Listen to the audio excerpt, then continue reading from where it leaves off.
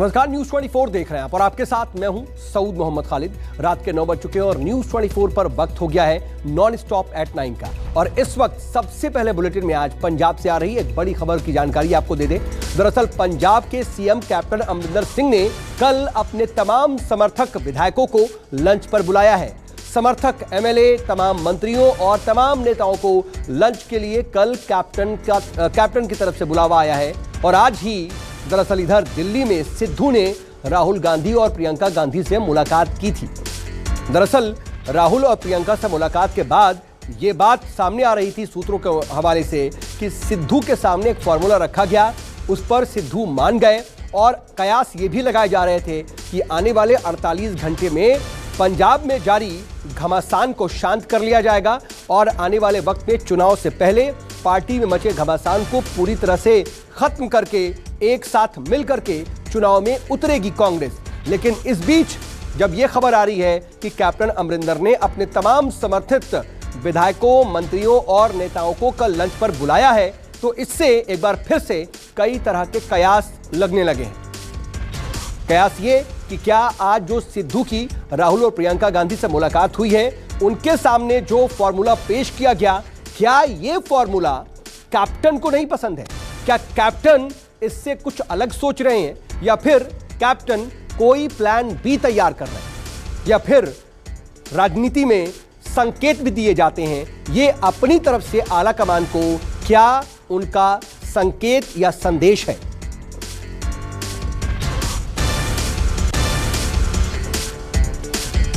कुल मिलाकर के पंजाब से यह बड़ी खबर है, जहां पर कल मुख्यमंत्री ने अपने तमाम समर्थकों को लंच पर बुलाया है। इस लंच पर क्या सियासी बातचीत होगी, आगे का क्या रोड मैप तैयार होगा, बहुत कुछ इस पर निर्भर करेगा, क्योंकि लगातार पंजाब कांग्रेस में आपस में ही घमासान मचा हुआ है और इस घमासान को रोकने के लिए आला कमान भी लगातार कोशिशें कर रहा है। 3 सदस्यों की समिति भी बनाई गई, कई बार कैप्टन और सिद्धू की इस कमेटी के सामने पेशी भी हुई, अपनी अपनी बातें रखी गई, लेकिन यह घमासान थम नहीं रहा था।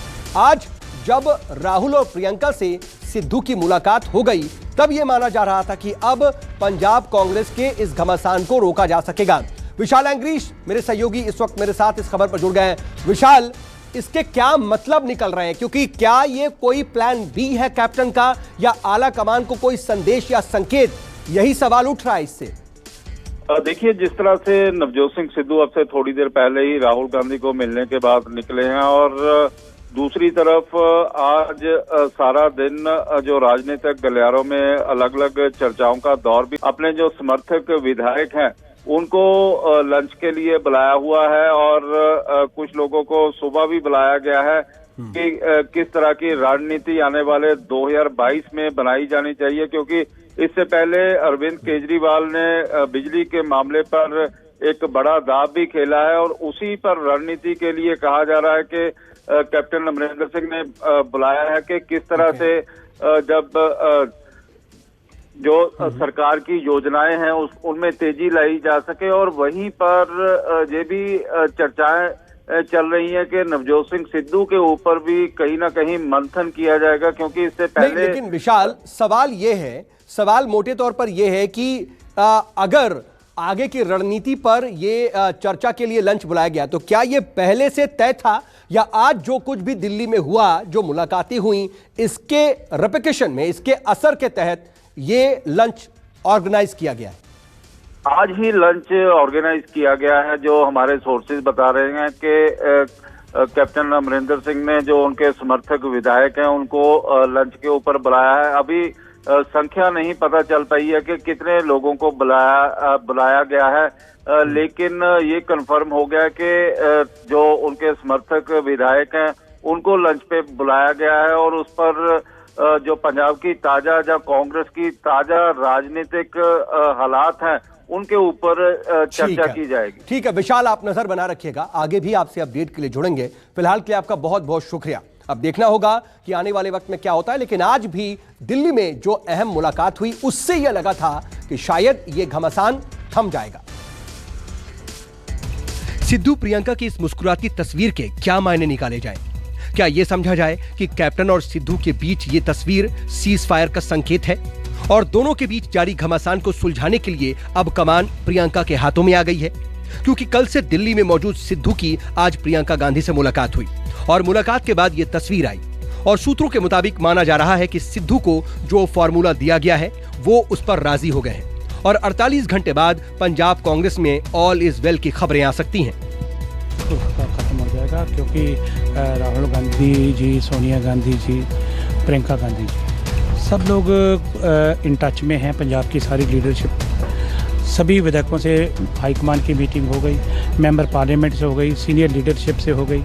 अब हाईकमान ने जो आप कह रहे हैं कि पहले कमेटी ने नवजोत सिंह सिद्धू को सुन लिया और उसके बाद जैसे 80 MLA को हाईकमान ने सुना, ऐसे ही उसमें से नवजोत सिंह सिद्धू भी शामिल है। वो तब नहीं आए थे, अभी आए हैं। सिद्धू से मुलाकात से पहले प्रियंका गांधी राहुल गांधी से भी मिलने पहुंची, फिर सिद्धू से मिली और सिद्धू से मुलाकात के बाद सोनिया गांधी से मिलने पहुंची और फोटो जारी कर संदेश दिया गया कि सब कुछ ठीक है।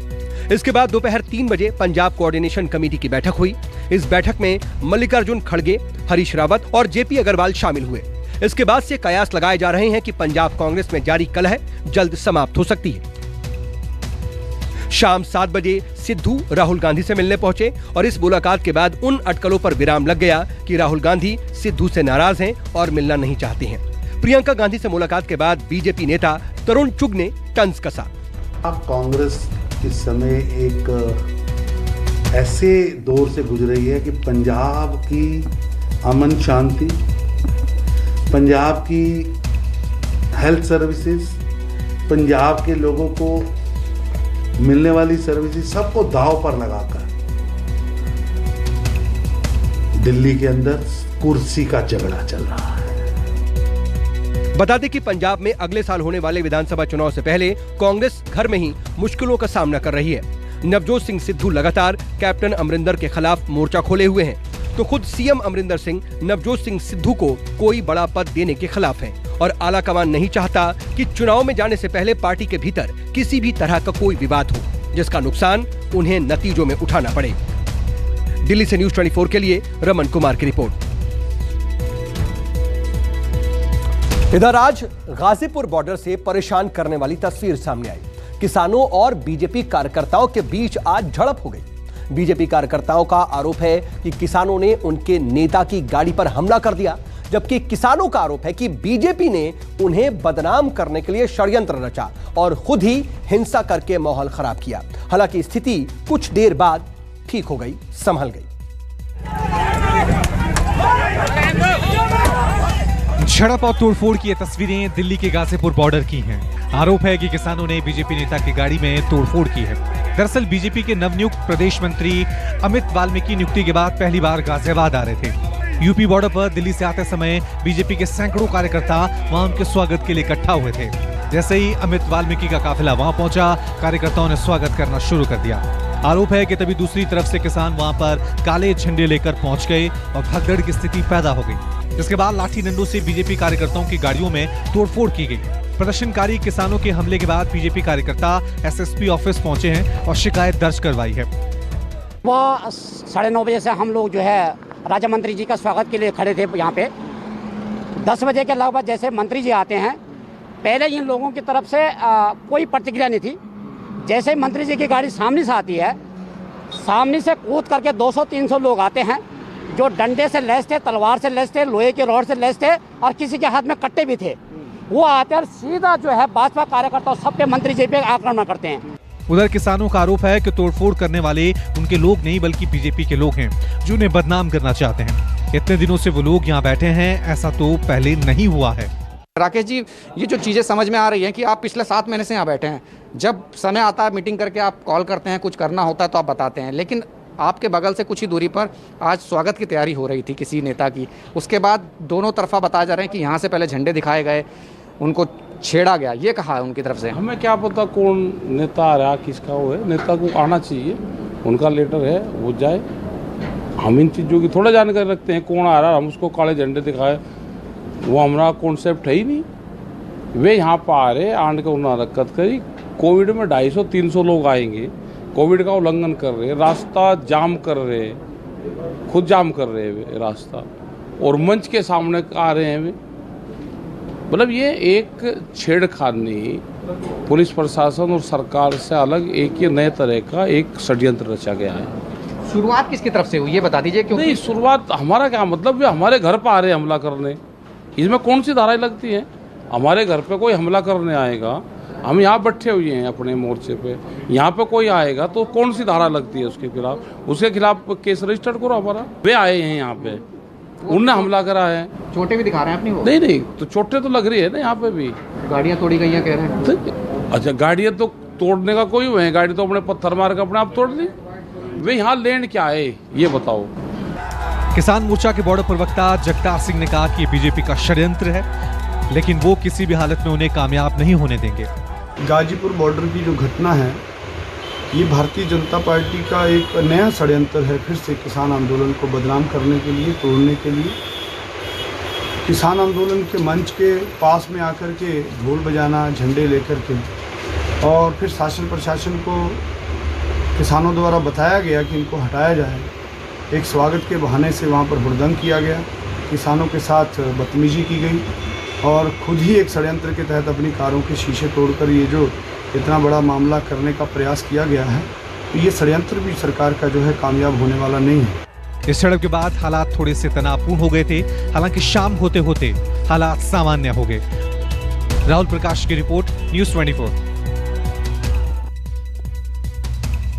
इधर उत्तर प्रदेश में भारतीय जनता पार्टी से मुकाबले के लिए नया गठबंधन खड़ा हो रहा है और आज इस गठबंधन ने सरकार का एक नया फॉर्मूला दिया। ओम प्रकाश राजभर ने ऐलान किया कि उनकी सरकार अगर बनी तो 5 साल में 5 सीएम और 20 डिप्टी सीएम होंगे।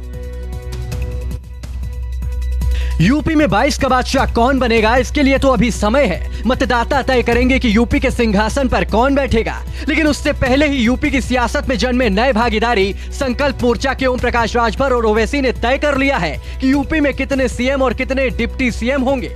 यानी चुनाव अभी दूर है, लेकिन फॉर्मूला तैयार हो गया है। ओम प्रकाश राजभर के मुताबिक 5 साल में 5 सीएम बनेंगे, जिनमें मुसलमान से लेकर राजभर, चौहान, कुशवाहा और पटेल समाज के नेता होंगे। हर साल 4 डिप्टी सीएम होंगे, यानी 5 साल में उत्तर प्रदेश को 20 डिप्टी सीएम मिलेंगे। हमारे भागीदारी संकल्प मोर्चा में बना ली है। चुनाव एक बार, सरकार 5 साल। तो 5 साल में 5 मुख्यमंत्री। हर साल एक नया मुख्यमंत्री होगा। हर साल राजभर होगा, चौहान होगा, पटेल होगा, मौर्य होगा, मुसलमान होगा, और हर साल 4-4 डिप्टी सीएम बनाएंगे, तो 20 डिप्टी सीएम बनाएंगे। ये रिहर्सल तो बीजेपी से हमने सीखा। 6-6 महीने का रिहर्सल बीजेपी ने, बहुजन समाज पार्टी और भारतीय जनता पार्टी ने मिलकर दिखाया, किया भी। राजभर ने 5 साल में 5 सीएम का फॉर्मूला दिया तो बीजेपी भला मजे लेने से कहां पीछे रहते। ओम प्रकाश राजभर और असदुद्दीन ओवैसी समेत 10 दलों ने यूपी में गठबंधन बनाया है, जिसने 403 सीटों पर लड़ने का ऐलान किया। जब उनका बयान आया तो कांग्रेस भी उनके फॉर्मूले से नाखुश दिखी।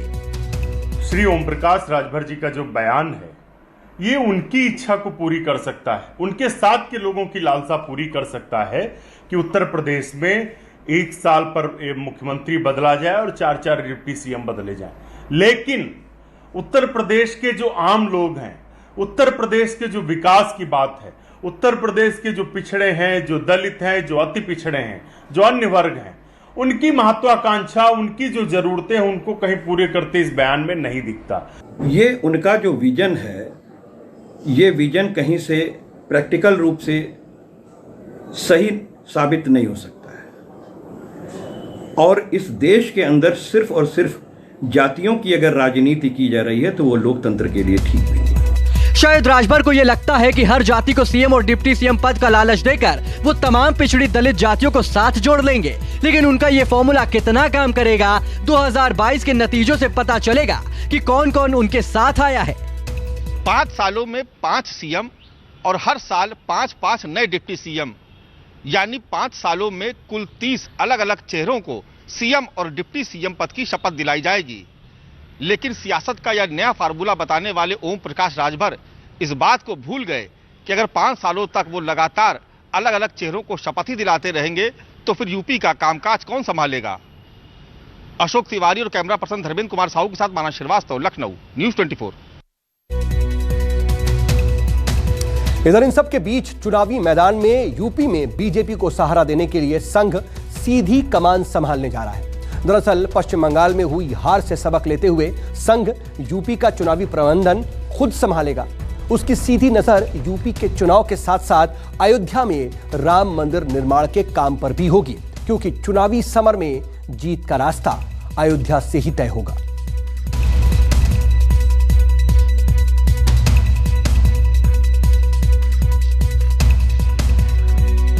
बीते 1.5 महीने के घटनाक्रम ने तो ये साफ कर दिया कि संघ किसी भी हाल में उत्तर प्रदेश को खोना नहीं चाहता है। सत्ता में वापसी 100% सुनिश्चित हो, इसलिए बीजेपी सरकार और संगठन के रणनीतिकारों के बीच संघ समन्वय भी स्थापित करेगा और प्रबंधन भी देखेगा। रणनीति के इसी हिस्से के तहत संघ के 2 बड़े नेताओं की यूपी में लगातार मौजूदगी रहेगी। सूत्रों के मुताबिक संघ के सर कार्यवाह रह चुके भैया जी जोशी राम मंदिर प्रोजेक्ट के केयर टेकर होंगे और पूरा प्रोजेक्ट उनकी देखरेख में चलेगा। वजह यह है कि मंदिर निर्माण के लिए जमीनों की खरीद फरोख्त में लग रहे गड़बड़ी के आरोपों का सीधा असर बीजेपी की छवि पर पड़ रहा है। लिहाजा अब संघ इस काम में सीधे तौर पर शामिल होगा। खबर है कि अयोध्या में राम मंदिर निर्माण के प्रोजेक्ट पर अब संघ खुद सीधी नजर रखेगा। अनियमितता के आरोपों के बीच बीजेपी की छवि पर चुनाव से पहले कोई विपरीत असर न पड़े और काम भी पूरे पारदर्शी तरीके से हो, इसलिए संघ के बड़े नेता भैया जी जोशी को अयोध्या में निर्माण कार्य का केयरटेकर बनाए जाने की खबरें भी आ रही हैं। वहीं दूसरी तरफ नए सर कार्यवाह दत्तात्रेय होसबोले भी यूपी में ही प्रवास करेंगे। सरकार और संगठन के बीच समन्वय के साथ वो सरकार और संगठन में व्याप्त असंतोष को समाप्त करने में अहम भूमिका अदा करेंगे। बीते दिनों डिप्टी सीएम केशव प्रसाद मौर्य के आवास पर हुई सीएम योगी की मुलाकात के दौरान भी संघ के कृष्ण गोपाल पूरे समय मौजूद रहे थे।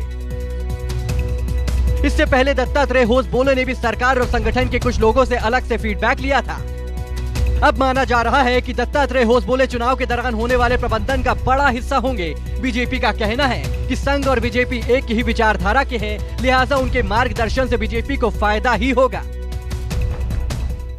राष्ट्रीय स्वयंसेवक संघ और भारतीय जनता पार्टी दोनों ही एक मूलभूत विचार से काम करने वाले संगठन हैं। दोनों का मूल तत्व है राष्ट्रवाद। दोनों ही संगठन इसी राष्ट्रवाद के आधार पर देश में काम करते हैं।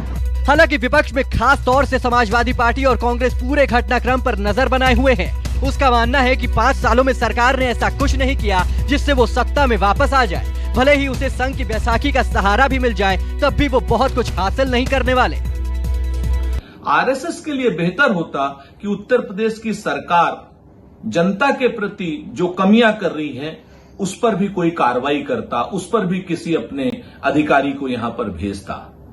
सिर्फ चुनाव लड़ने के लिए राष्ट्रीय स्वयंसेवक संघ के 2 पदाधिकारी आ रहे हैं। भारतीय जनता पार्टी कितना भी जोर मार ले, कितने भी नेता इंपोर्ट करके उत्तर प्रदेश के अंदर में ले जाए और चाहे किसी को उत्तर प्रदेश में लाके प्रभार दे दे, लेकिन इस बार उत्तर प्रदेश की जनता ने ये मन बना लिया है कि 2022 में भारतीय जनता पार्टी की सरकार को उखाड़ फेंकेगी। जाहिर है कि संघ और बीजेपी अपनी तैयारियों में कोई कोर कसर बाकी नहीं रखना चाहते। अयोध्या में 2024 से पहले भगवान राम के मंदिर का निर्माण काम पूरा करने का लक्ष्य भी इसी रणनीति का हिस्सा है कि 2022 से लेकर 2024 तक बीजेपी की चमक यूपी में फीकी ना पड़ जाए। दरअसल 2022 का चुनाव सिर्फ उत्तर प्रदेश के विधानसभा के नतीजे ही तय नहीं करेगा, बल्कि 2024 के भविष्य का भी लेखा जोखा यहीं से तैयार होगा। ऐसे में संघ नहीं चाहता है कि उत्तर प्रदेश में बीजेपी की चमक किसी भी हाल में फीकी पड़े, इसलिए सरकार और संगठन के बीच संघ खुद समन्वय स्थापित करने का काम करेगा। कैमरा पर्सन धर्मेंद्र कुमार साहू के साथ मानस श्रीवास्तव, लखनऊ, न्यूज़ 24। और बात कोरोना की। दरअसल कोरोना से हुई हर मौत के मामले में परिजनों को मुआवजा मिलेगा, लेकिन मुआवजा कितना होगा ये सरकार ही तय करेगी। दरअसल आज सुप्रीम कोर्ट ने अपने अहम फैसले में ये बात कही है। सुप्रीम कोर्ट में दायर जनहित याचिका में कोरोना से हुई मौत के मामले में मृतक के परिवार को 4 लाख रुपए मुआवजा देने की मांग की गई थी। याचिकाकर्ताओं ने दलील दी थी कि नेशनल डिजास्टर मैनेजमेंट एक्ट के तहत महामारी से हुई मौत के मामले में मुआवजे का प्रावधान है। सुप्रीम कोर्ट में 2 वकीलों गौरव कुमार बंसल और दीपक कंसल की तरफ से याचिका दाखिल की गई थी। सरकार ने इस याचिका का ये कहकर विरोध किया था कि सरकार के पास मुआवजा देने के लिए फंड नहीं है। सरकार की दलील थी कि मौजूदा वित्तीय वर्ष में राज्यों को 22,184 करोड़ रुपए आपदा राहत कोष में दिए गए हैं। इसका एक बड़ा हिस्सा कोरोना से लड़ने में खर्च हो रहा है। केंद्र ने ही अपनी तरफ से 1.75 लाख करोड़ का प्रधानमंत्री गरीब कल्याण पैकेज घोषित किया है। इसमें गरीबों को मुफ्त राशन के अलावा वृद्ध, दिव्यांग, असमर्थ महिलाओं को सीधे पैसे देने हैं। 22.12 लाख फ्रंटलाइन कोरोना वर्कर्स को 50 लाख रुपए का इंश्योरेंस कवर देने जैसी कई बातें शामिल हैं। कोरोना से लगभग 4 लाख मौतें हुई हैं। ऐसे में प्रत्येक परिवार को 4 लाख रुपए का भुगतान करना आर्थिक रूप से बहुत कठिन है। सरकार ने दलील दी थी कि राज्यों को मुआवजा देने के लिए बाध्य किया गया तो कोरोना महामारी से लड़ने के लिए जरूरी तैयारियों पर असर पड़ेगा। लेकिन सुप्रीम कोर्ट ने सरकार की दलीलों को खारिज करते हुए अपने फैसले में कहा है कि डिजास्टर मैनेजमेंट एक्ट 2005 के तहत मुआवजा देना केंद्र सरकार की जिम्मेदारी है। सरकार इसके लिए मना नहीं कर सकती। कोर्ट ने यह भी कहा है कि डिजास्टर मैनेजमेंट एक्ट की धारा 12 के तहत दी गई व्यवस्था के तहत प्राधिकरण अपना कर्तव्य निर्वहन करने में विफल रहा है। लेकिन कोर्ट ने यह साफ कर दिया है कि कोरोना से हुई मौत के मामले में परिजनों को कितना मुआवजा देना है, ये सरकार तय करेगी। सुप्रीम कोर्ट ने नेशनल डिजास्टर मैनेजमेंट अथॉरिटी से 6 हफ्ते में मुआवजे की रकम तय करने का निर्देश दिया है। सुनवाई के दौरान केंद्र सरकार ने दलील दी थी कि महामारी अभी गई नहीं है। महामारी को रोकने के लिए ढेर सारी तैयारियां करनी बाकी हैं और अगर सारा फंड मुआवजा देने में ही खर्च हो जाएगा तो इन तैयारियों का क्या होगा। केंद्र सरकार की इस दलील को सुप्रीम कोर्ट ने अपने फैसले में माना है। इसलिए सुप्रीम कोर्ट ने मुआवजा देने का आदेश तो दिया है, लेकिन मुआवजा कितना देना है यह फैसला सरकार पर छोड़ दिया है। प्रभाकर मिश्रा, न्यूज़ 24, दिल्ली। और चलिए रुकेंगे यहाँ पर एक बहुत छोटे से ब्रेक के लिए। बने रहिए न्यूज़ 24 के साथ।